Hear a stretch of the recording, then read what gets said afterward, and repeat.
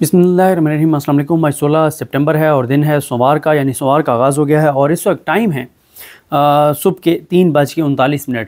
और इस वक्त जब मैं ये वीडियो रिकॉर्ड कर रहा हूँ तो मियाँ मोहम्मद नवाज शरीफ साहब जो हैं वो वापस इस्लामाबाद से लाहौर पहुँच गए हैं। मियाँ साहब जब वहाँ से रवाना हुए थे लाहौर से, तो बड़े यहाँ पे ख़बरें चलाई गई और उनके जो खुशामदी हैं तबलची हैं, उन्होंने बड़ी बड़ी ख़बरें चलाई थी और बताया गया था कि गेम चेंजर शख्सियत वहाँ से रवाना हो गई हैं, जिनकी तरफ पूरा पाकिस्तान, पूरा निज़ाम देख रहा है। और मियाँ साहब आके और मौलाना फजल रहमान को मनाएंगे और जैसे मियाँ साहब आएंगे और चल के जाएंगे तो सब कुछ माफ़ हो जाएगा और सब कुछ ठीक हो जाएगा।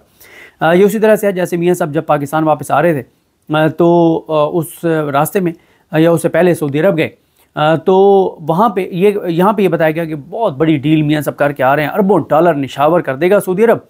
और हकीकत यह है कि मोहम्मद बिन सलमान मियाँ साहब से मिले भी नहीं, और ना सिर्फ ये कि मियाँ साहब से नहीं मिले बल्कि उन्होंने जो इमरान खान के दौर में ऑयल फैसिलिटी दी हुई थी डेफर पेमेंट पे, वो भी पाकिस्तान से वापस ले ली।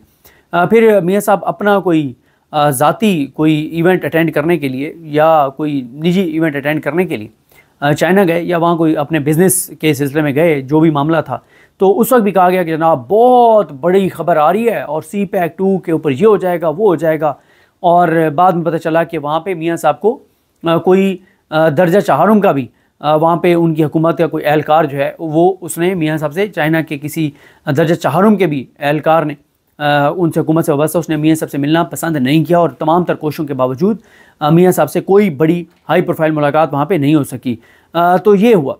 तो अभी इसी तरह से था, लेकिन अब मियाँ साहब जो हैं वो वापस लाहौर पहुँच गए हैं और अब मियाँ साहब की वही तबलची खुशामदी ये रिपोर्ट कर रहे हैं कि मियाँ साहब बहुत नाराज़ हैं, शहबाज शरीफ पर बहुत बरहम है कि शहबाज शरीफ की हिकमत अमली दुरुस्त नहीं थी और उन्होंने मियाँ साहब को बेइज्जत करवाया और मियाँ साहब बेइज्जत होकर गए हैं। देखें इनका गरूर और इनका तकब्बुर खाक में मिल गया है। ये 2 दिन से गरूर और तकब्बुर में संभाले नहीं जा रहे थे और अता तारड़ साहब हों, ख्वाजा आसिफ साहब हों, बार बार कह रहे थे कि नंबर गेम पूरा है। बल्कि कल तो अता तारड़ साहब ने यह भी कहा साफ़ियों को कि जनाब सुबह नमाज तक आपने भी बैठना है, हमने भी बैठना है, हमने आज तरमीम करके और यहाँ से जाना है। ज़ाहिर है हुक्म था, हुक्म के सामने नौकर की थे, नखरा की, इनको हुक्म आया हुआ था।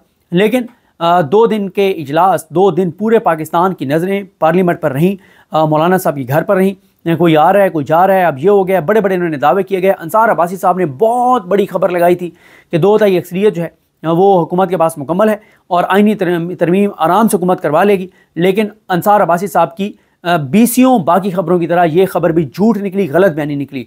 और अब स्टेटस ये है कि कल रात को इन्होंने ड्राफ्ट जो है वो दे दिया मौलाना फजल रहमान साहब की टीम को और उन्होंने कहा है कि ये जो ड्राफ्ट है ये इतना तवील है। वैसे वो ड्राफ्ट मेरे पास भी आ गया है, इस पर मैं करूँगा वीडियो कि इसमें क्या कुछ है। मैं आपको इसके एग्जैक्ट बता देता हूँ कि अभी तक ये मुकम्मल ड्राफ्ट तो सामने नहीं आया, यानी और भी इसमें बहुत से तरमीम हैं, लेकिन जो अभी तक सामने आई हैं वो 24 सफ़ात का एक ड्राफ्ट है और 5 सफ़ात का एक ड्राफ्ट है। और इसमें भी जो टोटल शिकें बनती हैं, तकरीबन ये टोटल शिकें बन रही हैं, आपको मैं बताऊं कोई 50 के करीब ये शिकें जो हैं वो बन रही हैं और कोई 54 शिकें जो हैं वो इसमें बन रही हैं जिनमें ये तरमीम करना चाहते थे।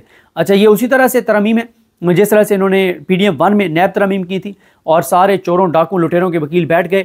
एक बताता था मेरे चोर को अगर ये तरमीम ख़त्म कर दो फ़ायदा होगा, दूसरा कहता था मेरे डाकू को इसकी तब्दीली से फ़ायदा होगा, तीसरा कहता था कि मेरा लुटेरा बच जाएगा अगर आप ये तब्दीली कर दो। और इस तरह से बैठ के इन्होंने नैब तरमीम की और उन नैब तरमीम को इमरान खान साहब ने चैलेंज किया था, वो कलअदम हो गई थी। बंदयाल साहब और इजाज़ुल हसन साहब ने कलअदम कर दी थी, इंटर कोर्ट अपील आई और अब काजी साहब ने उन तरमीम को बहाल कर दिया है। तो ये सारा मामला और माजरा है। तो अब जो वैसे तो क्रेडिट सबसे ज़्यादा अभी तक तो बनता है मौलाना फजल रहमान साहब का और मौलाना फजल रहमान साहब के साथ जो PTI की टीम इंगेज थी जिसमें असद कैसर साहब हैं, सबसे ज़्यादा क्रेडिट जो है वो असद कैसर साहब, उमर अयूब साहब, सबजादा हामिद रज़ा साहब और बैरिस्टर गौहर साहब, इनका सबसे ज़्यादा क्रेडिट बनता है जो मौलाना साहब के साथ इंगेज है। और अब PTI के उन लोगों को समझना चाहिए जो मौलाना साहब के साथ जब PTI इलेक्शन के बाद कुर्बतें बढ़ाई और चीज़ें बेहतर की, ख़ास तौर पे इसमें असद कैसर साहब नंबर 1 हैं, तो PTI के अंदर से बड़ी रेजिस्टेंस आई और मौलाना साहब के ख़िलाफ़ बड़ी कंपेन चली, बड़ी चीज़ें हुई। तो असद कैसर साहब ने कहा कि हमें इनका बहुत फ़ायदा होगा और आज ये चीज़ नज़र भी आ रही है। अब ये ना सिर्फ ये कि मियाँ साहब जो हैं वो वापस चले गए हैं। देखें अब ये बड़ा एक सवाल है कि अगर आज आइनी तरमीम का बिल पेश होना है कौमी असम्बली में तो मियाँ साहब वापस क्यों गए? मियाँ साहब मरी चले जाते, पहले भी तो चले जाते हैं। लेकिन फिर दूसरी बात यह है कि मियाँ साहब मेरा ख्याल है ख़ुसूसी जहाज़ पर आए थे और उसी पे वापस चले गए होंगे। और आवाम के टैक्स का पैसा कोई मसला नहीं है, उनके लिए क्या मसला है, उधर से बैठेंगे जहाज़ में, इधर आ जाएंगे, 40-45 मिनट में पहुँच जाएंगे, 40-45 मिनट में वापस चले जाएंगे। और मियाँ साहब आखिरी बार भी जब आए थे असम्बली में, उस वक्त भी कोई वोट देना था और उसके लिए आए थे, और उसके बाद कभी असम्बली में नहीं आए, और अब भी आए हैं तो आइन पर हमला करने के लिए, पाकिस्तान पर हमला करने के लिए, पाकिस्तान को तबाह और बर्बाद करने के लिए, जो आइन के साथ खिलवाड़ किया जा रहा है, उस खिलवाड़ के लिए वो आए थे। और लेकिन मियाँ साहब वापस चले गए हैं। और वो जो दावे किए गए थे कि मियाँ साहब पता नहीं क्या कर देंगे, मियाँ साहब कल रात को एक खबर है कि मियाँ मोहम्मद नवाज शरीफ साहब, शहबाज शरीफ साहब और इसाक डार साहब ये मौलाना फजल रहमान साहब के घर जाएंगे। लेकिन मौलाना साहब ने कहा कि मैं तो असम्बली आ रहा हूँ, और मौलाना साहब ने बताया गया कि इनकार कर दिया मियाँ नवाज शरीफ से मिलने के लिए। ये हैसियत रह गई है मियाँ नवाज शरीफ की कि मौलाना फजल रहमान साहब ने भी मिलने से इनकार कर दिया, और फिर इसीलिए मियाँ साहब जो हैं वो लाहौर वापस चले गए हैं। और अब देखते हैं, क्योंकि मौलाना साहब की जमात तो कह रही है कि जितनी लंबी ये ड्राफ्ट है हमें कम से कम 1 महीना चाहिए होगा। फिर 2 जो इतराफ़ी बयान आए, उन्होंने अंसार अब्बासी साहब को बिल्कुल झूठा साबित किया। एक जो ख्वाजा आसिफ साहब का बयान है, ख्वाजा आसिफ साहब के दोनों बयानात एक असम्बली के अंदर उन्होंने निकलते हुए एक बाहर आके उन्होंने कहा है कि जी हमारा नंबर गेम पूरा नहीं था और नहीं है, इसीलिए जो है वो आज आइनी तरमीम नहीं हो सकी। हालांकि ख्वाजा आसिफ साहब ने खुद, बशीर चौधरी साहब हमारे सीनियर हैं, उर्दू न्यूज़ पे उनका इंटरव्यू दिया और उसमें दावा किया कि हमारे पास नंबर गेम पूरा है। और उसके बाद सारे ये दावे करते रहे, बेस्ट अकील मलिक दावे करते रहे, इनके चमचे कड़चे सोशल मीडिया पे जो पाले हुए छोड़े हुए हैं वो जो हर किसी को पढ़ जाते हैं वो दावे करते रहे, जो कहीं और की ज़बान बोलते रहे वो बड़ी बड़ी ट्वीट्स करते रहे, और बार बार ये करते रहे कि सबसे पहले मैंने ये ट्वीट दिया है याद रखना, सबसे पहले मैंने ये खबर दिया याद रखना। बार बार ये दावे करते रहे कि आज तरमीम होंगी, मैं सबसे पहले आपको खबर दे रहा हूँ, याद रखना, मुझे मत भूलना, मुझे क्रेडिट देना मत भूलना, इस तरह की ट्वीट्स करते रहे। लेकिन आइनी तरमीम नहीं हो सकी। अब ये जो रात जो गुजरी है, अब तो ज़ाहिर है सुबह का टाइम है और फजर की अजानें जो हैं वो होने वाली हैं, तो लेकिन ये जो रात गुजरी है ये बड़ी अहम थी और है। क्यों? क्योंकि ख़ुद इनके जो चमचे कड़चे हैं वो ये बता रहे हैं कि अब हुकूमत तो नहीं कायल कर सकी मौलाना साहब को, लेकिन अब कहीं और से मौलाना साहब के ऊपर दबाव डाला जा रहा है, उनको मैनेज किया जा रहा है, उनको ब्लैकमेल किया जा रहा है, और ये सारा कुछ किया जा रहा है। और आज मौलाना साहब मान जाएंगे। अब ये नए दावे किए जा रहे हैं। पहले हुकूमत ने कहा कि मौलाना साहब चेयरमैन सेनेट मांग रहे हैं, अब और तो आज जो है वो शेड्यूल्ड जो है वो सेनेट का इजलास भी है और कौमी असम्बली का भी इजलास है 12 साढ़े 12 बजे। आज इसका काबीना का इजलास भी है। आज काबीना के इजलास के बाद एक और भी है, ये जो स्पेशल कमेटी है ये बनी तो थी, जो PTI के अरकान असम्बली को गिरफ्तार करने के लिए पार्लियामेंट पे एक हमला हुआ है, जो शब खून मारा गया है, जो एक पार्लियामेंट के पाकिस्तान की तारीख की बदतरीन एक वारदात हुई है और हमला हुआ है पार्लियामेंट के ऊपर। जिस तरह से PTI के MNS को शेख वकास अकरम साहब, अवैस जखर साहब, शाह आहद और शेरवल मरवा साहब, इन सबको गिरफ्तार किया गया है। तो आज उसका भी है और उसी में ज़ाहिर है ये आइनी तरमीम वाला मामला भी डिस्कस होना है। लेकिन रात ये जो गुजरी है, इस रात में कोई काम डाल दिया गया है या नहीं डाल दिया गया, मौलाना साहब मान गए हैं या उनको मना लिया गया है, मैनेज हो गए हैं या मैनेज कर लिया गया है, या क्या है क्या नहीं है, ये अब आज दिन में पता चलेगा। और लेकिन ये है कि इनकी रुसवाई हुई है, शर्मिंदगी हुई है, इनको पसपाई हुई है। 2 दिन ये दावे करते रहे, ये हो गया, वो हो गया, फलां हो गया, फलां हो गया, आ गए सारे। और फिर उन एक तो वो जो 4-5 PTI वाले जो छुपे बैठे हैं, जो इनके साथ पैसे लेके इनसे डील कर लिए, लेकिन उनके बारे में चल यही रहा कि अगवा हो गए, कोई अगवा शगवा कोई नहीं हुआ। और मतलब इतने वो सादे और भोले हैं, उन्हें पता है कि हम उठाए जा सकते हैं, तो आराम से जाके बैठे हुए थे और उनको उठा लिया। ये ऐसी बात नहीं होती और मैं बहरहाल कम अज़ कम ये नहीं मान सकता।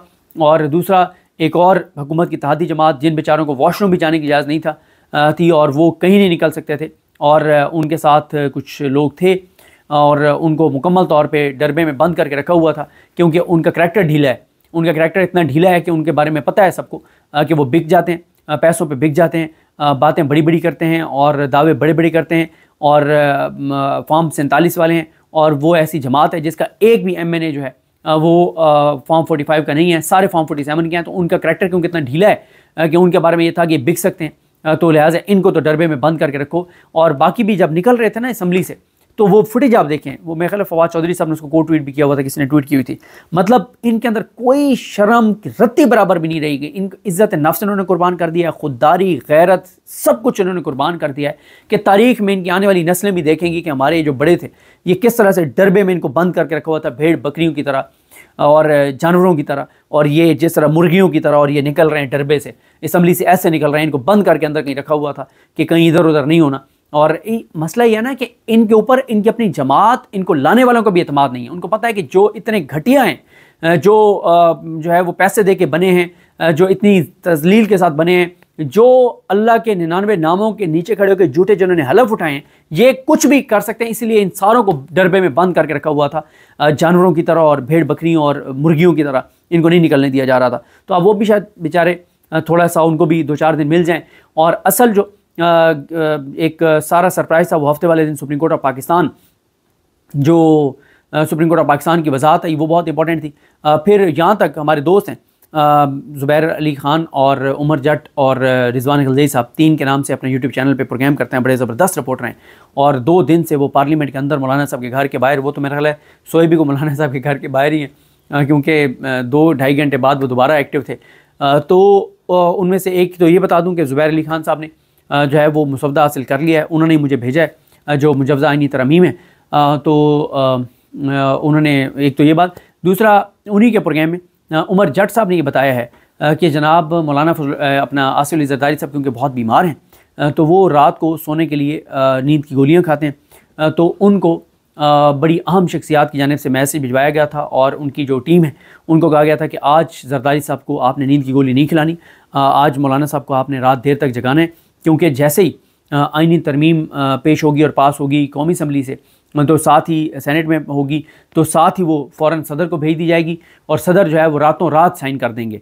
अच्छा, उसकी एक वजह ये भी है कि रातों रात इसलिए भी करना चाहते थे कि आज सुप्रीम कोर्ट ने खुलना है, और सुप्रीम कोर्ट ने आज खुलना है। कल खैर 12 रबीउल अव्वल की छुट्टी है, तो मेरा नहीं ख्याल कि कल 12 रबीउल अव्वल को, तो ये मेरा नहीं ख्याल कि कल ये इजलास करेंगे तो और ज़्यादा इनको बहुत इनके ऊपर लानतें पड़ेंगी। लेकिन ये किसी भी हद तक जा सकते हैं, इनका कौन सा कोई जो है वो इतनी इनके अंदर शर्म और हया है, तो ये कर सकते हैं। जो रात की तारीकी तक इस तरह की वारदात डाल रहे थे और हमला कर रहे थे पाकिस्तान में, तो वो 12 रबीउल अव्वल के दिन भी कर लेंगे। तो आज सुप्रीम कोर्ट बड़ी अहम है, इस पर मैं फैज़ान अशरफ साहब के साथ इंटरव्यू में बड़ी तफसील से बात कर चुका हूँ कि आज जो है वो सुप्रीम कोर्ट में PTI ने जाना है, और सुप्रीम कोर्ट आज इस मामले को टेकअप करती है नहीं करती, लेकिन रोला बहुत पड़ जाएगा। PTI तो मुतालबा कर रही है, वकला मुतालबा कर रहे हैं सोमोटो का, वो भी देखना है, और तफसीली फ़ैसला भी आज 8 जजेस का मखसूस नशिस्तों वाला आ सकता है। तो आज के दिन बहरहाल बहुत अहम है, बहुत अहम है, और ये है जनाब अब तक की सूरत हाल। और नेक्स्ट वीडियो में ज़रा बात करूँगा वकला के हवाले से, एक और नई डेवलपमेंट हुई है, और साथ ही आप देख लेना कि इनका कॉन्फिडेंस वो सब झूठ था। बिलावल भुट्टो ज़रदारी जो हैं उन्होंने साफ़ियों को मुबारकबाद दी और कहा कि आपको यौम जमहूरियत मुबारक हो और बड़ा मुबारक हो, यानी ज़मीर फ़रोशों और ज़मीर के सौदागर, ज़मीर ख़रीदने वाले और ज़मीर बेचने वाले, लोटा बनने वाले और लोटा बनाने वाले, फार्म 47 के ज़रिए आने वाले और लाने वाले, सीटें पैसों से ख़रीदने वाले, उनको भी जमहूरियत याद है। तो ऐसी जमहूरियत जो है, अगर इसका नाम जमहूरियत है तो इस जमहूरियत से हम वैसे अच्छे हैं, लेकिन ये जमहूरियत नहीं है। ये एक इसको आप क्या नाम दे सकते हैं, जितना घटिया और नीच और गलीज़ किस्म का आप नाम दे सकते हैं इस निज़ाम को दीजिए, ये जमहूरियत हरगिज़ नहीं है, ये आइन के ऊपर अमल दरामद हरगिज़ नहीं है। तो बहरहाल आज भी सारी नज़रें रहेंगी पार्लियामेंट और सुप्रीम कोर्ट पर, और पार्लियामेंट से ज़्यादा नज़रें सुप्रीम कोर्ट पर रहेंगी, क्योंकि काजी साहब जो है वो जिस हद तक चले गए अपनी एक्सटेंशन के लिए, मुझे नहीं लगता कि आज वो कोई सोमोटो इतनी आसानी से लेंगे या PTI की दरख्वास्त टेकअप करेंगे। लेकिन काजी साहब के पास एक मौका है, आज टेकअप कर लें और कोई चीज़ कर दें, ताकि ये दिखा सकें कि देखें मैंने तो ये कर दिया था, वो कर दिया था। वो कि सबको पता है कि जो कुछ ये मुल्क के साथ हो रहा है, जो कुछ पिछले 1 साल में इस मुल्क के साथ किया गया है, 8 फरवरी के इंतखाबात को रिग्ड किया गया है, वो सब की सब चीज़ें एक मकसद के लिए थी, और वो मकसद था काजी फ़ाइज़ ईसा की एक्सटेंशन, या काजी फ़ाइज़ ईसा के लिए एक नई अदालत क्रिएट करके और उनको उधर शिफ्ट करना, इसके लिए था। तो देखते हैं जी चीज़ें कैसे आगे बढ़ती हैं। मुझे अपनी दुआ में याद रखें। हम सबका हामी नासर। अल्लाह हाफ़िज़।